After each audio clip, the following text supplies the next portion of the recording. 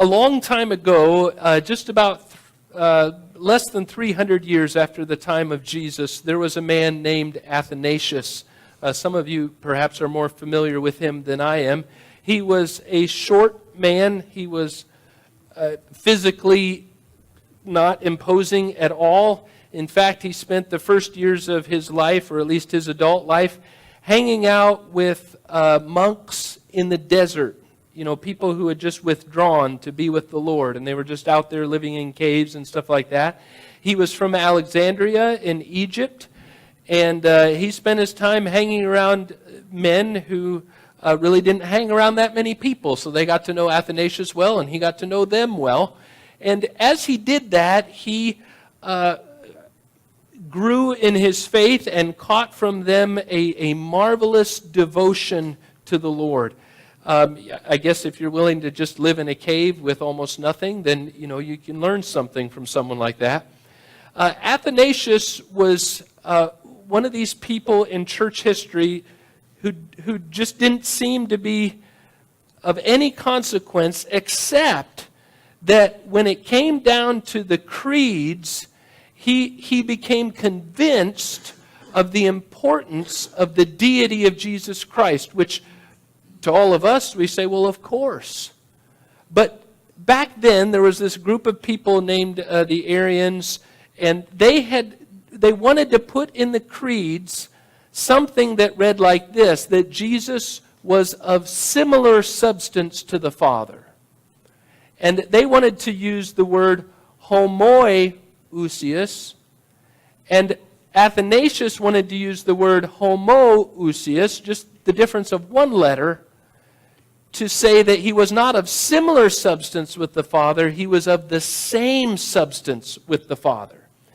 And the issue was not that there weren't people who agreed with Athanasius, there were, but the powers that be, the emperors at the time, those ruling over the empire after Constantine, they very much were opposed to this idea of Athanasius. So he eventually became installed as the bishop of Alexandria, and he was over this whole area, and multiple times, because the emperor was out to get him, Athanasius had to flee for his life. In fact, I think he had like 5 or 6 exiles in his life where he was running away from the emperor just because of this one letter, if you will. You could imagine that an emperor would much rather, if I can put it this way, an emperor who may perceive himself as God would much rather deal with a Jesus who was of similar substance to the Father than to deal with a Jesus who was of the same substance with the Father. And so, interestingly, Athanasius, in his strength of view, carried the day. Unfortunately, he died before the Council of Constantinople in 381.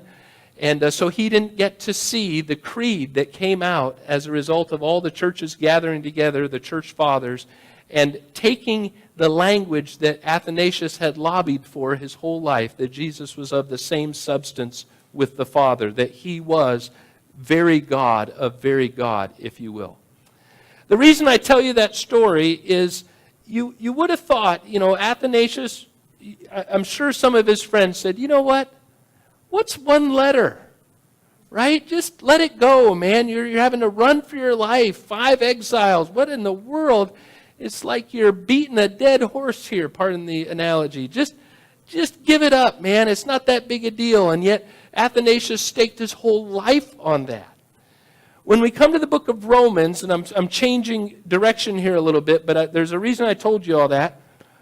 We get to this point in the book of Romans, in Romans chapter 4, where it seems like Paul is doing the same thing. Like we want to say to Paul, enough already. We get what you're saying. You don't have to just beat this thing. We understand that righteousness comes from God through faith. You would think that by the end of Romans 3, that we would have gotten that message already. But Paul here is just, he is not going to let this thing rest. So in the flow of the book of Romans, what's happening is that first he says in Romans 1, the righteousness of God is being revealed, and he says it's from faith to faith, so he sets that tone or that theme. And then he says the wrath of God is being revealed from heaven against all the ungodliness and wickedness of men who by their unrighteousness suppress the truth.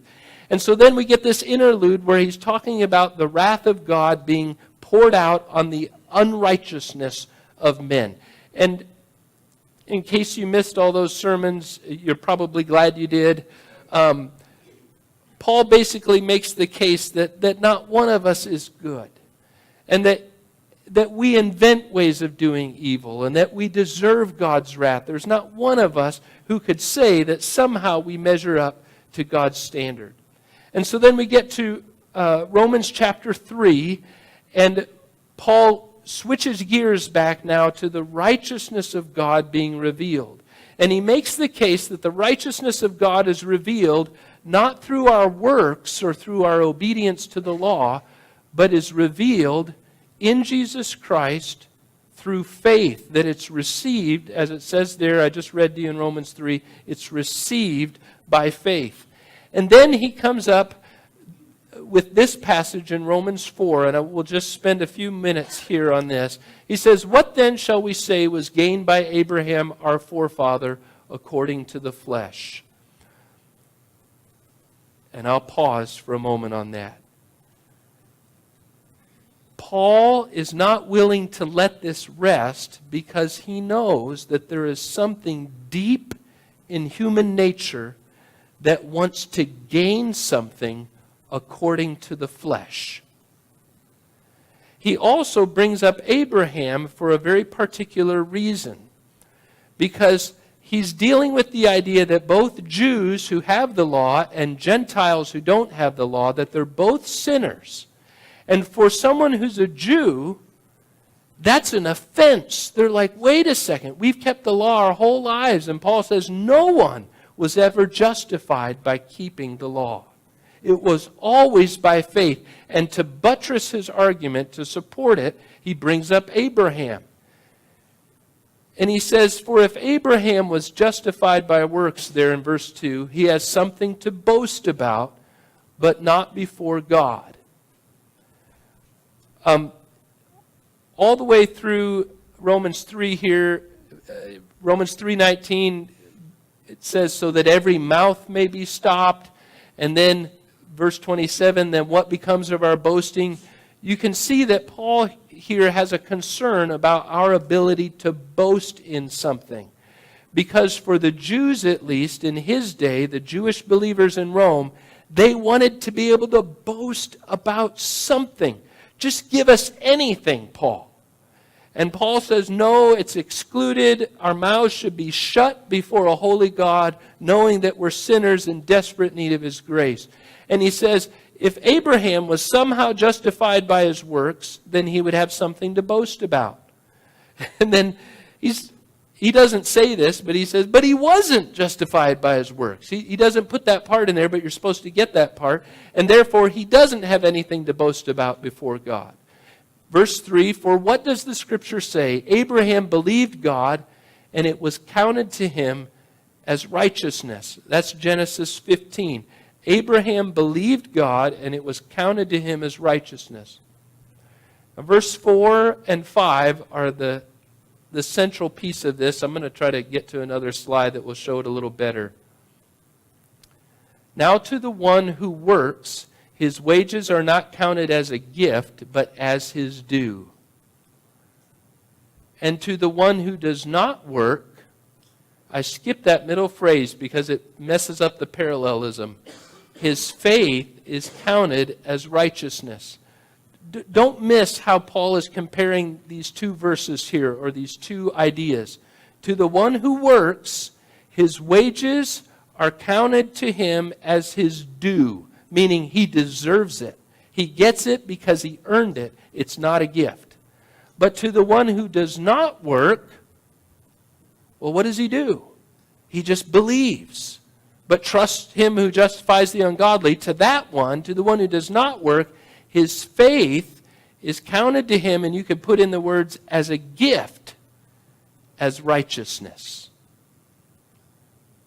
So two options. The one who works gets what he deserves. The one who does not work but simply believes gets a gift, and the gift is righteousness. You see, Paul is not only concerned with the fact that God's righteousness is revealed. He's concerned with how it's revealed. And it's revealed through Jesus, and it's received by faith. That like there's no other way to get it. And he backs that up with this word from David. Just as David also speaks of the blessing of the one to whom God counts righteousness apart from works. Blessed are those whose lawless deeds are forgiven and whose sins are covered. Blessed is the man against whom the Lord will not count his sin. Now I'm going to pause for a second here because Paul is about to shift and talk about circumcision for a second. The Jewish believer in Jesus who's hearing this would know that Abraham was long before Moses and the law. But they would think to themselves, but you know what? Abraham got the sign of circumcision. And so, even though he didn't have the law, he still did something. And I apologize for this pun in advance. I thought of a different way to say it, and I'm just sorry right now. But I'm telling you the pun because it expresses exactly what Paul wants to say. The Jewish believer would think to themselves, Abraham has some skin in the game. I'm sorry. The reason I said it was because that's exactly what Paul is trying to say right here. That's exactly what they're thinking. And so he says, is this blessing then only for the circumcised or also for the uncircumcised? We say that faith was counted to Abraham as righteousness. How then was it counted to him? Was it before or after he had been circumcised? And he points out it was not after, but before. Genesis 15, Abraham believed God and it was counted to him as righteousness, comes before Genesis 17, where Abraham obeys God and undergoes the sign of circumcision. Paul goes on, he received the sign of circumcision as a seal of the righteousness that he had by faith while he was still uncircumcised. The purpose was to make him the father of all who believe without being circumcised, so that righteousness would be counted to them as well, and to make him the father of the circumcised who are not merely circumcised, but who also walk in the footsteps of the faith that our father Abraham had before he was circumcised. All right, if you got all that, more power to you. A couple years ago at Christmas time, I bought my son an Xbox 360. What Ben didn't know was that I was buying him a gift that was really for me. When they're at a certain age, you can get away with that. And I bought him he's smiling back there, it was really for him. And I bought him a game. Now, Ben will deny this at this point in his life, but I bought him a game called Forza Horizon 2, no less. And Forza Horizon 2, if you've never seen this game, has incredible graphics showing real-life sports cars and supercars. And I bought this game because I wanted to see those sports cars. And they look just incredibly real, okay? And at first, Ben was not so interested in it, but I thought to myself, the day is going to come when he thinks that's the coolest thing he's ever seen. And sure enough, now Ben and his friends play Forza Horizon 2 almost every day. Am I right about that, Benjamin? Yes. As that has happened, we bought him a book for his birthday on supercars, and he looks at that book. And then I also had a friend down in Texas that started getting into Formula One racing, and this is going somewhere, you have to believe me. And so I just started getting interested in this topic that I'd never been interested in really before, which is, not just cars, but really nice cars that go really fast, right? And the Xbox game is great because I'm never going to be able to buy a Bugatti Veyron or something like that. I'm just going to look at it. But in the midst of all this, if that was the setup, I came across this video on Amazon called The 24-Hour War. Have any of you seen The 24-Hour War? And The 24-Hour War is the story of the battle between Ferrari and Ford in the 60s for race car dominance at Daytona, Sebring, and then finally the granddaddy of them all, Le Mans, or Le Mans, as we might say it, right? So Le Mans is this 24-hour race in France, obviously, and it's brutal. And back in the day when this was going on, race car drivers died all the time. I mean, it was like the most dangerous sport you could ever imagine. But what happened, I'm going somewhere with this, stay with me a little longer. In the 50s, there was this automobile something Makers of America group, and they agreed, GM and Ford and whoever else was out there, that they were not going to participate in racing because it was too dangerous, right? So Ford, in fact, Henry Ford II was in charge of that group, in charge of drafting the agreement that they weren't going to participate in racing. Only GM didn't follow the rules. And GM started participating in racing through surrogates, if you will. And through that, they developed the Corvette. And Ford had nothing to combat the Corvette with. I wasn't alive back then, but some of you remember this? And so, thank you, Suzanne, for saying yes here. So, Ford watched their market share evaporate, and in 1 year they lost 15% market share. GM was selling 60% of the cars in the U.S. or something. And so finally Henry Ford had had enough. He said, you know what?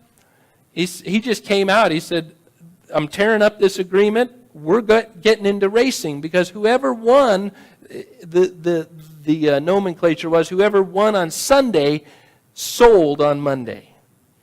And so he decided we've got to catch up.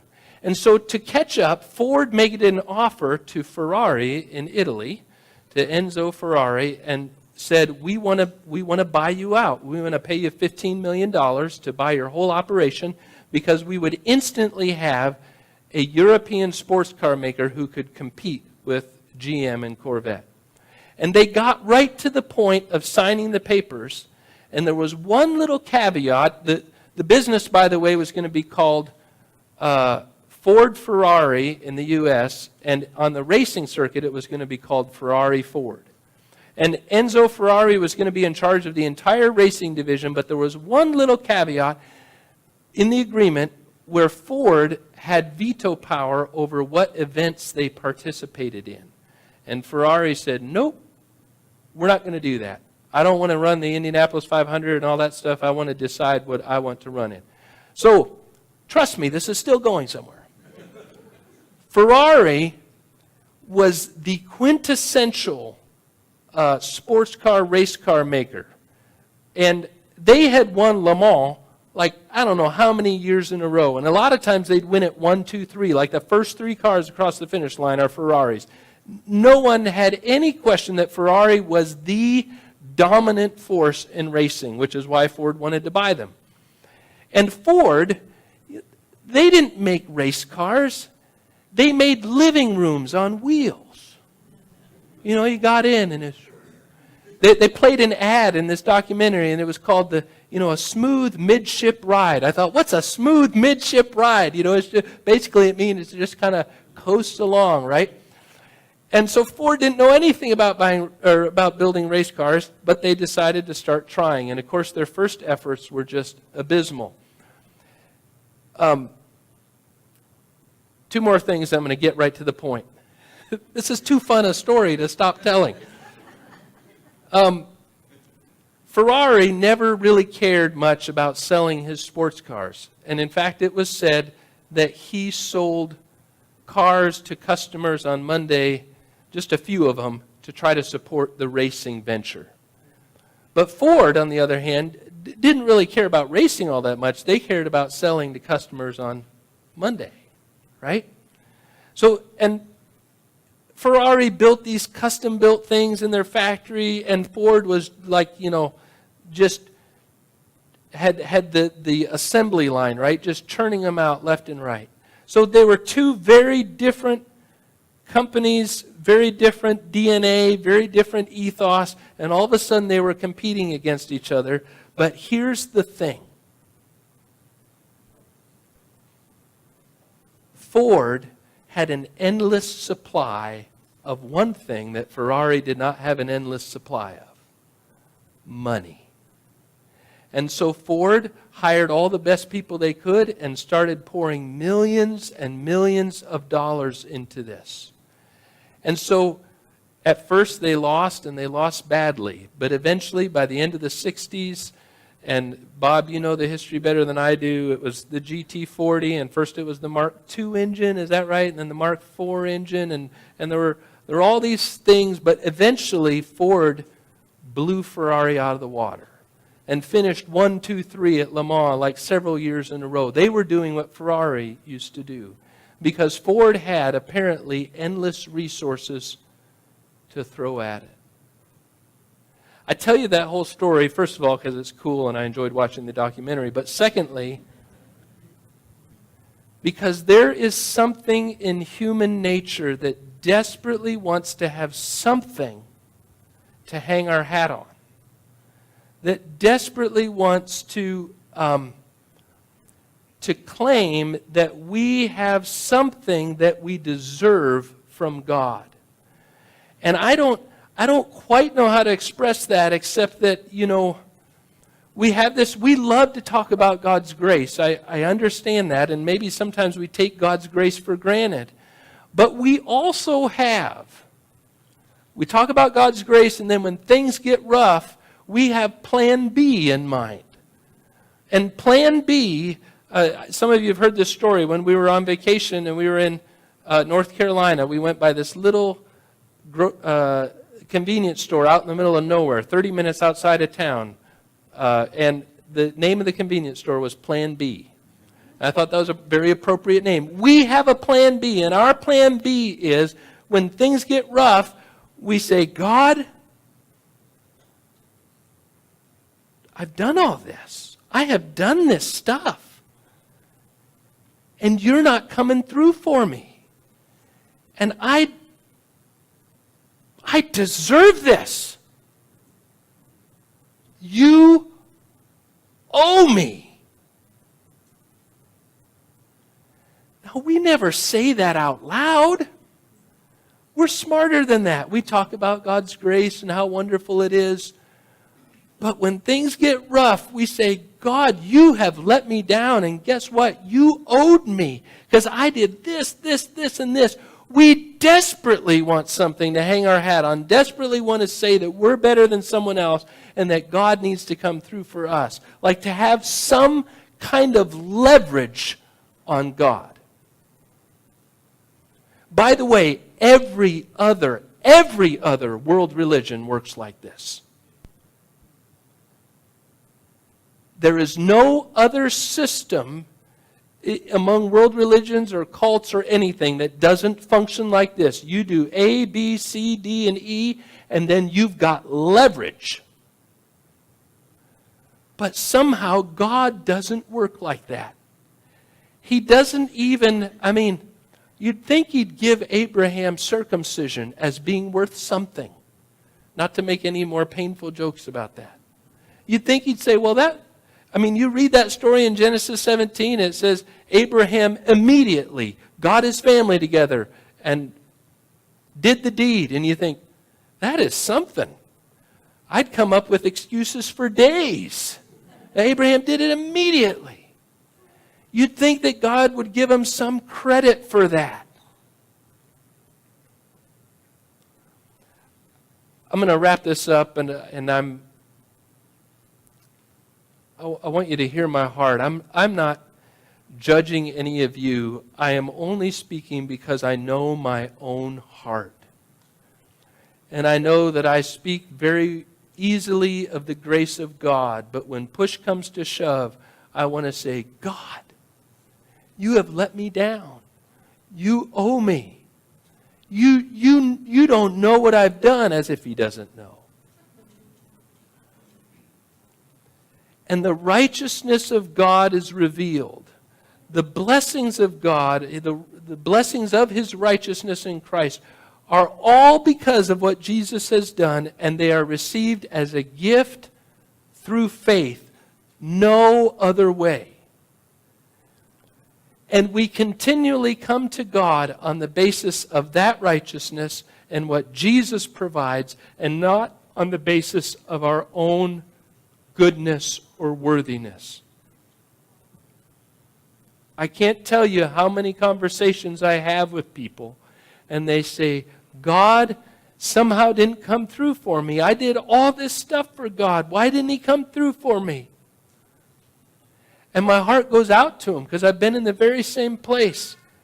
But I want to say, no, his righteousness, your standing before him, his love for you, his grace towards you is based on nothing else but the finished work of Christ and you receiving it by faith, just believing. And it's hard to rest in that because we see every other system in the world working differently.